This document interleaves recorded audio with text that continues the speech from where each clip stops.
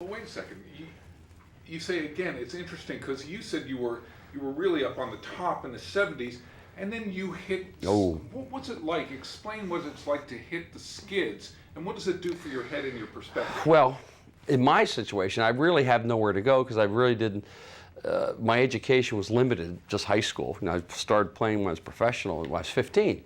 So for me, it was like, wow. I waited, by the first album, I'd been in the business 12 years. And so to be in a tight neighborhood around Princeton, Trenton, New Jersey, and all of a sudden be in Rocky, huge thing. And then all of a sudden, when the movie kind of simmered down, but stayed for a little bit, we lost our record deal, William Morris, everything, the group broke up. And we really loved each other. We were really good friends in the group, but they started picking me out, Frank Stallone and Valentine and this and that.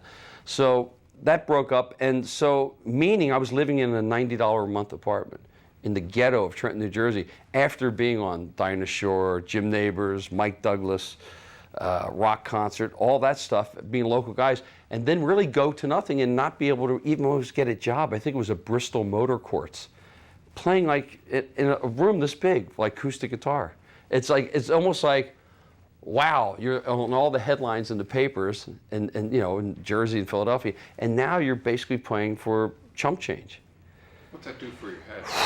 Well, it almost brings out the fight in you, because I knew I was born and destined to do this. I knew it, and I knew I could do it. I mean, I won rock and roll contests when I was 14 years old in Philadelphia against really good competition. So I knew I could do it. I mean, I knew I could do it.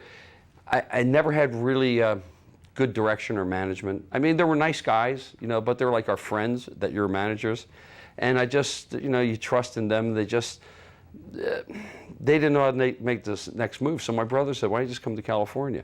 So I really literally drove with my manager in a little car out to California and stayed. I didn't even know anything about California. I stayed right on the beach in Marina del Rey. But I didn't know when people would ask me, hey, where do you live? I go, I have a house on the beach in Marina del Rey. They're going, wow, man. I didn't realize it was so superficial out here that neighborhoods were important. But I only had like maybe $100 to my name.